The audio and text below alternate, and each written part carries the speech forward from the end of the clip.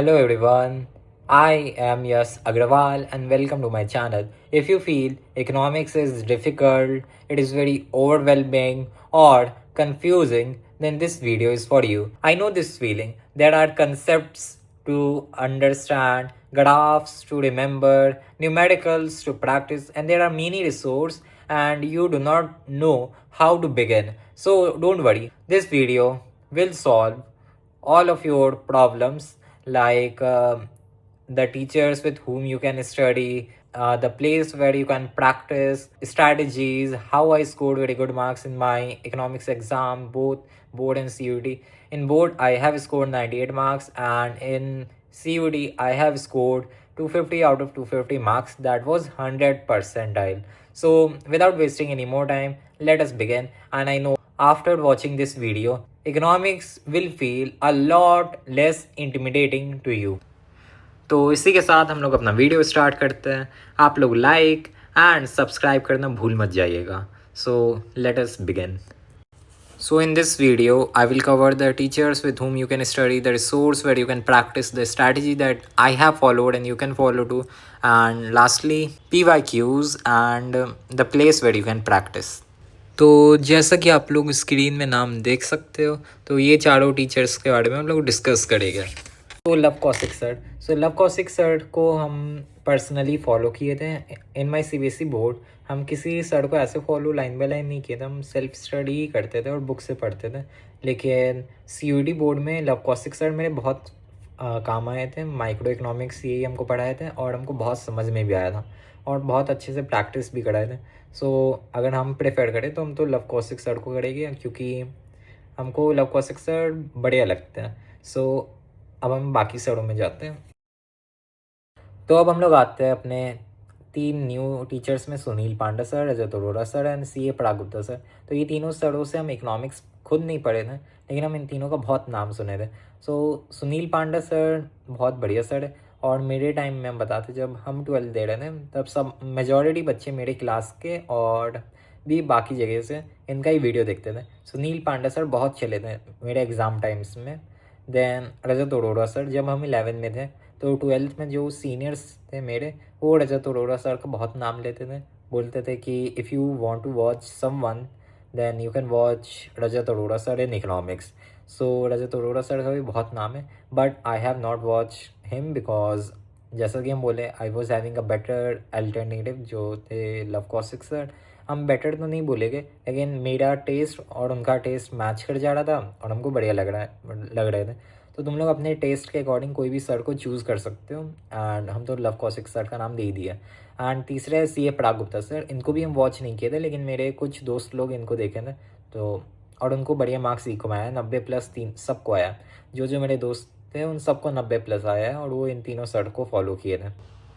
तो हम लोग आते हैं बुक्स में जो तुम लोग फॉलो करोगे.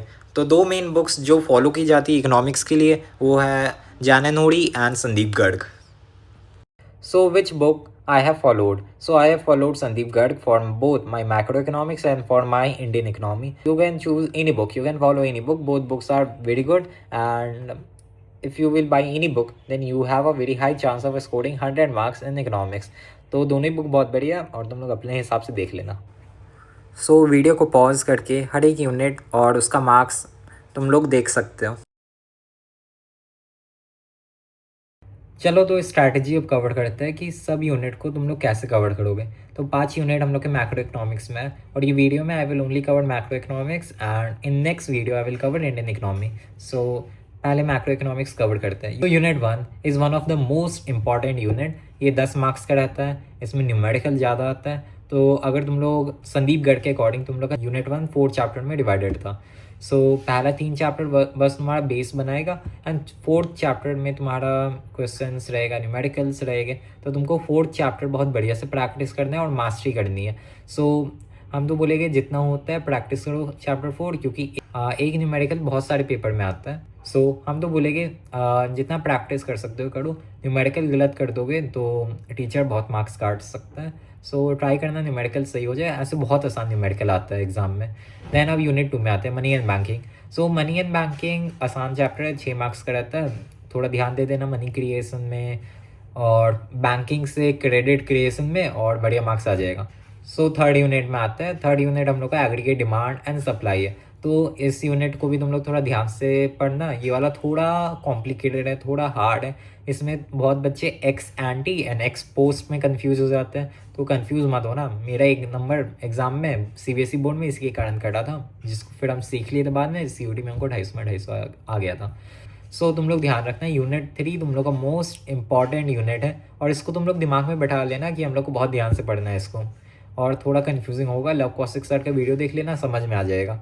देन हम लोग आती है यूनिट 4, जिसमें बस एक ही चैप्टर है तुम्हारा, जो है गवर्नमेंट। सो गवर्नमेंट का बस एलोकेशन ये सब देख लेना, टोटल एक्सपेंडिचर, रेवेन्यू एक्सपेंडिचर, इन सब में थोड़ा ध्यान दे देना। सीयूटी में तुम लोग को थोड़ा ये बहुत एडवांस लेवल में पढ़ना पड़ेगा, लेकिन बोर्ड में बहुत सिंपल है, तो तुम लोग थोड़ा ध्यान दोगे तो बढ़िया मार्क्स आ जाएगा। अब हम लोग आते हैं यूनिट 5 में, जो है foreign exchange. So foreign exchange भी बहुत मज़ेदार चैप्टर है, तुम लोग को बहुत मज़ा आएगा। ये रियल लाइफ का चैप्टर है, रियल लाइफ में तुम इमेजिन कर पाओगे चैप्टर को, और बहुत अच्छा भी है। सो सिंपल चैप्टर है, तुम लोग को बढ़िया मार्क्स यूनिट 5 में आ जाता है। तुम लोग को बस छोटी छोटी चीज़ में ध्यान रखना। 6 मार्क्स का यूनिट रहता है, 4 और 5, इन दोनों को ध्यान से पढ़ के जाना। अब हम लोग आगे चलते हैं। Now with that, we will discuss the last topic of our video, that is practice. So from where I have practice, जिससे हमको 98 मार्क्स मेरे इकोनॉमिक्स के बोर्ड एग्ज़ाम में आया था, एंड 100% हमको CUT में आया था। सो अगर हम बोलेंगे, सो CUT का तो हम दूसरे वीडियो में डिस्कस कर लेंगे, अभी बोर्ड का बात करते हैं। सो हम कभी ऐसे बुक के पीछे का बनाए नहीं है, ना ही प्रैक्टिस की है। सो हम बोर्ड के टाइम में बस ये PYQs लास्ट 3 ईयर्स का हर एक रीज़न का एक एक सेट निकाल लिए थे, और वो पूरा बनाए थे। और हम लिख के भी नहीं बनाए थे, हम MCQs को पेपर में ही टिक कर देते थे, एंड क्वेश्चन एंड आंसर्स का हम ऐसे ही उस क्वेश्चन को रीड करके अपने मन में रिवाइज करते थे।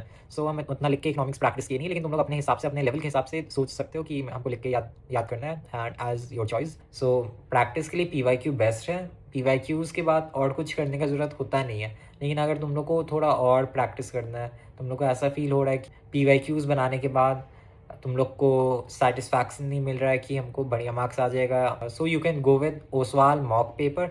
ओसवाल का मॉक पेपर थोड़ा ज़्यादा हार्ड होता है, थोड़ा हायर लेवल में होता है। ऑब्वियसली मॉक पेपर है, मॉक पेपर तो थोड़ा हार्ड रहता ही है। सो तुम लोग मॉक पेपर बना सकते हो, that will also help you. And mock paper बनाओगे, MCQs को ज़्यादा प्रैक्टिस करोगे तो CUT में भी काम आएगा, बाद में थोड़ा प्रैक्टिस कम करना पड़ेगा।